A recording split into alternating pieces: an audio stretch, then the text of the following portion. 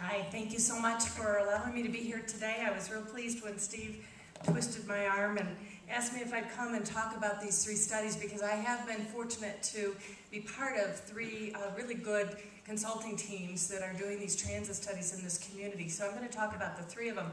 I grew up sort of transit dependent on the East Coast, and big family, a lot of kids, and my mom said, if you want to go from your all-girls school over to the all-boys school to participate in the after-school drama club, you've got to figure out how to get there. So I said, the bus.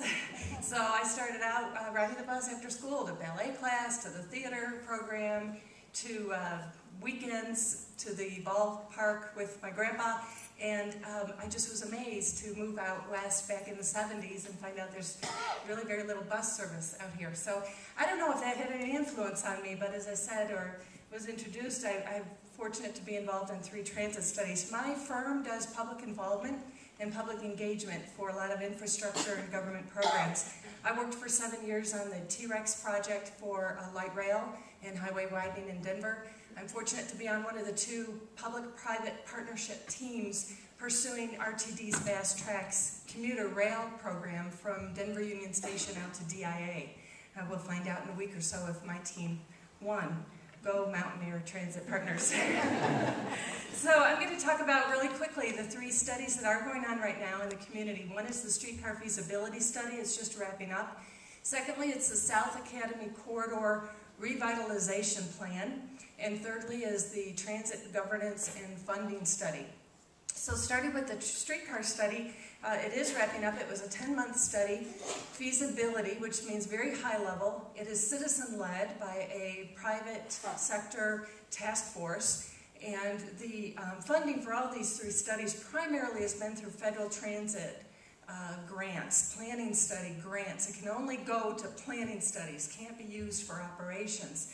So the citizens group decided, let's pursue a funding grant, a planning grant, and let's look at whether a study is, whether it's feasible to have streetcars come back, electric streetcars come back to Colorado Springs.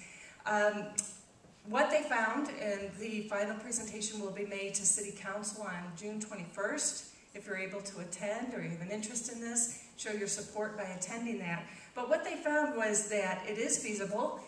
It's important to start with a small starter system, downtown area, very important, because one of the big benefits of a streetcar system is a catalyst for economic development.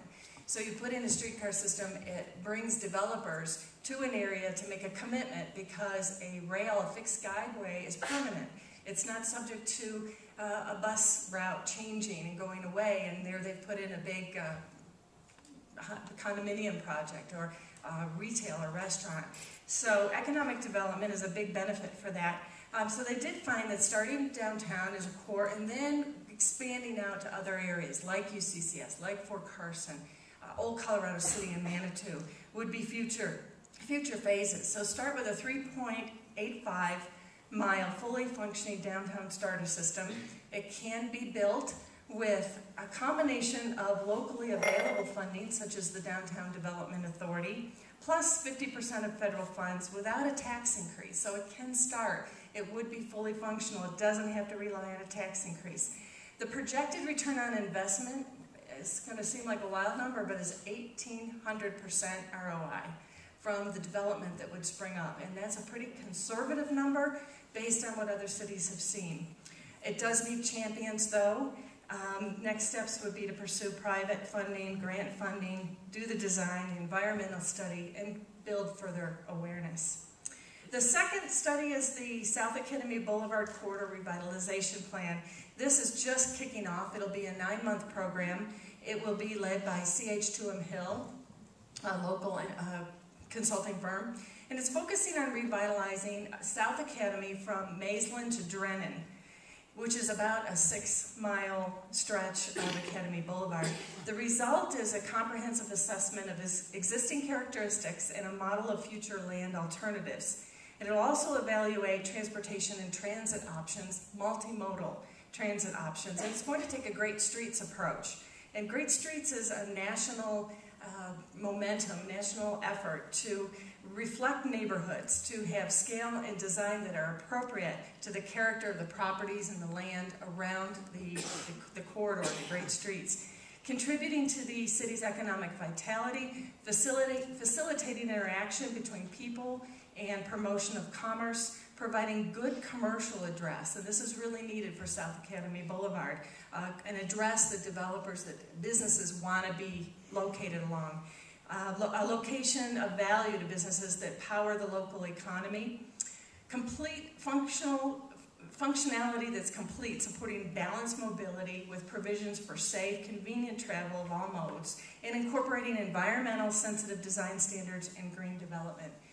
The first public meeting for this project is June 24th at Sierra High School. The website, it will be on the city's website, springsgov.com. There'll be a landing page, but it's not out yet, but within a week that should be out. The last initiative is a very important one to this community, and that's the Transit Governance and Funding Study. This study is just about to kick off as well. It'll be led by AECOM, which is a major governance and funding consulting firm out of Washington, D.C.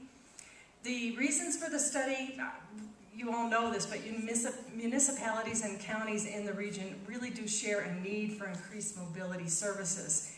But jurisdictional boundaries don't dictate regional travel patterns and transit demands. Many metropolitan communities throughout the country have responded by delivering their transit services through a regional versus a municipal approach, municipal system. And in Colorado Springs, much of the municipal transit operations budget is funded with regional sales tax funds, yet mountain metropolitan transit operations are governed and administered by City Council.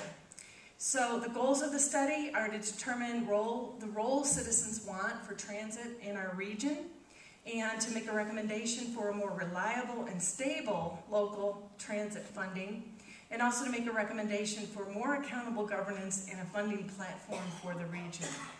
So with that, I'll conclude and say, please go to springsgov.com and look for the opportunities to provide input.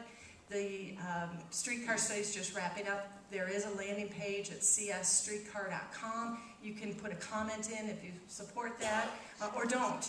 Again, leading public involvement, my role is to be really impartial, just make sure there's a really good dialogue and a good process. So we want to hear all input. So thank you for your time.